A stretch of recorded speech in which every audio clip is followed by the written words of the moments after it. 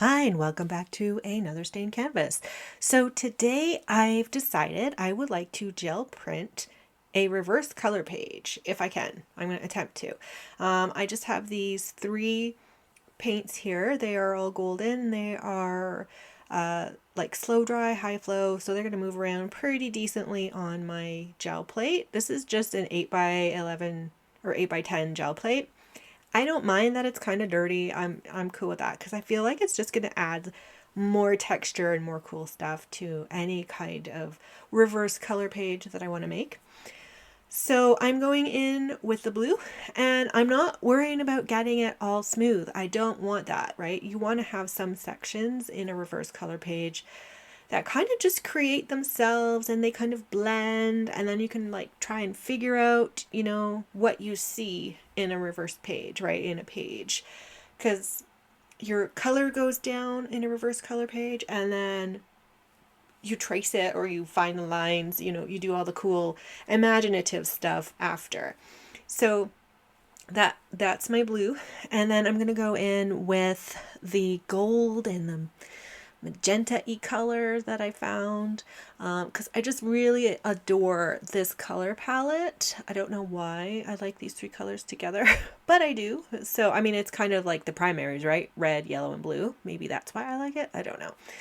But I am laying down some of the other two colors, and here I don't care if it gets all like mixed up. I want it to be mixed up, right? You want it to be like, if it was something like super straight lines and stuff, it wouldn't be very fun for a coloring page. So I go in and I just kind of mix around, blot, do like zhuzhing. I like that word. Just kind of mix it around and mix it up a bit. And I'll also clean off my brayer and then go in and pull up some of the color. So like take off some of the color because I feel like, oh, that's really overpowered or whatnot, right? So, but I'm really liking how this particular page turns out. I actually like it so much that I attempt to do somewhat of a new one. So this is just exact like gel plate printing. You're just going to press your page down, rub it a lot, lift it up. In the bottom here, I actually go in with a little tiny piece of paper and try and suck that up more. Try and get up the stuff that's stuck on the gel plate. But I like this one. I could see all kinds of cool things in it. And then I've cleaned this gel plate, like I said, with another little piece of paper. And I'm just going to go in and kind of with the same colors do exactly what I did before. So just lay down some dots here and there all willy-nilly. Then take my brayer and then just see what happens. It ends up being same color scheme as the other one, but a little bit different, and I end up like liking both of them quite a bit. This one's gonna have like more of the gold. I don't know, I just really like the gold in this. But you see how it's blotchy? I really love that because hopefully you can see it. I'm not sure, but it will give really cool effects and really cool different, things that you can see in the picture. But yeah, so I'm just going to add the blue on the top, or white and blue. I know I add blue, I think, to this as well.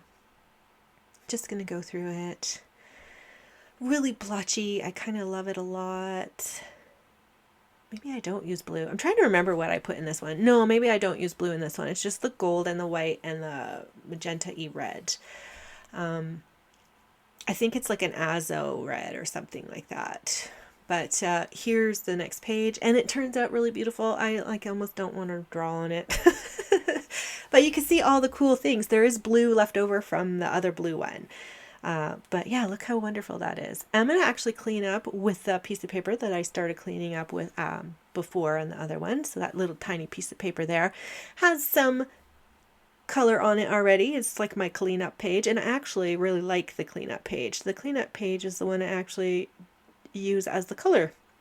So you'll see in the next segment here, once these guys have dried thoroughly, you want to make sure it's super dry before you go and use it as a color page. But I'm just going to tidy this up, and when the things are dry, we come back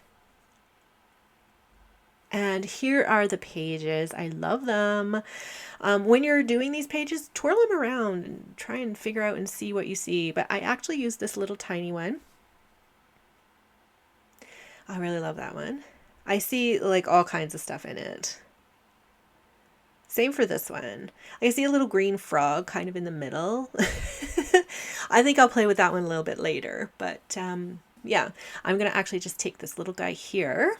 And I'm going to take all the tape off of the edges. And I'm going to be using like Posca markers. Just kind of putting in the lines of what I see. So I find some flowers here. And then I actually kind of on the left side, I see all kinds of maybe like an ivy is kind of what it reminds me of. So I actually go in and trace out like ivy lines, right? Like the leaf pattern and flowers and things like that. Like I feel like it's a vined plant of some kind. I don't know. I really like it. This was such a fun little project to do. And like it was very original. I've made it myself. Do you know what I mean? So it's kind of one of those if you need to wind down and relax, you could just look through. Maybe you have like already a stockpile of these you've made. I don't know, but like I have now, I've done this one and then I have the two bigger ones, right? So I don't know. This was just a really fun project for me to do. And I hope you guys try it out as well. Being creative is like amazing if you have time and opportunity to do it. But here is my final floral reverse coloring page.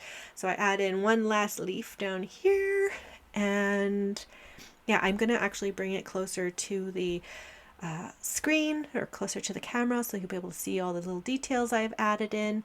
But yeah, I really hope you enjoyed this. Like, subscribe, tell your friends about me, and yeah, I hope you try this at home. Okay, so bye for now.